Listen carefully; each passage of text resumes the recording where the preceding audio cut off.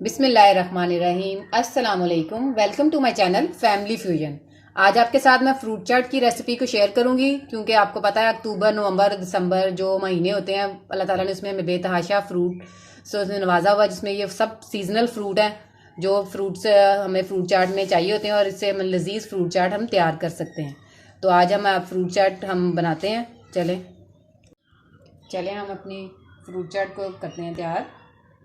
मैंने 2 अदद सेब थे जिनको मैंने इस तरह से कट कर लिया है, इसको डालेंगे बाउल के अंदर। उसके अंदर 2 अदद अमरूद थे जिनको मैंने इस तरह से बारीक चॉप कर लिया है, और 3 से 4 अदद केले थे, इनको मैंने डाल दूंगी। और एक बड़े साइज़ का अनार है, इसको डाल देंगे। और ये किशमिश है, अगर आपके पास अंगूर हो तो आप वो डाल सकते हैं, अगर वो नहीं है तो आप किशमिश भी डाल सकते हैं इसके अंदर। ये सब चीज़ें डाल देंगे और फिर इसके अंदर ये मौसमी है, मौसमी का हम जूस निकालेंगे इस तरह से, इसको डाल देंगे।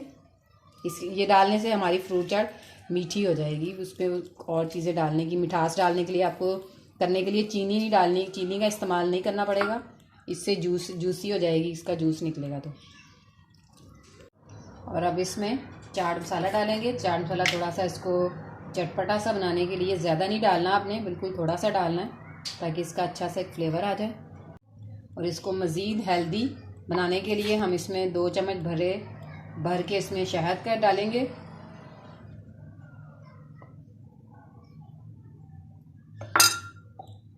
हमारी कलरफुल फ्रूट चाट बनके बिल्कुल रेडी हो चुकी है। और ये बिल्कुल मौसमी फल है, तो अल्लाह ताला ने मौसमी जो फल होते हैं उनमें अफादियत ज़्यादा, उनके फ़ायदे भी ज़्यादा होते हैं। तो आप मौसमी फल खाया करें, जो भी मौसम का फल हो। तो उम्मीद करती हूँ कि आपको मेरी आज की फ्रूट चाट की ये रेसिपी अच्छी लगी है, और अगर अच्छी लगी होगी तो आपने मेरे चैनल को सब्सक्राइब और मेरी वीडियो को लाइक और शेयर करना बिल्कुल नहीं भूलना। Thank you.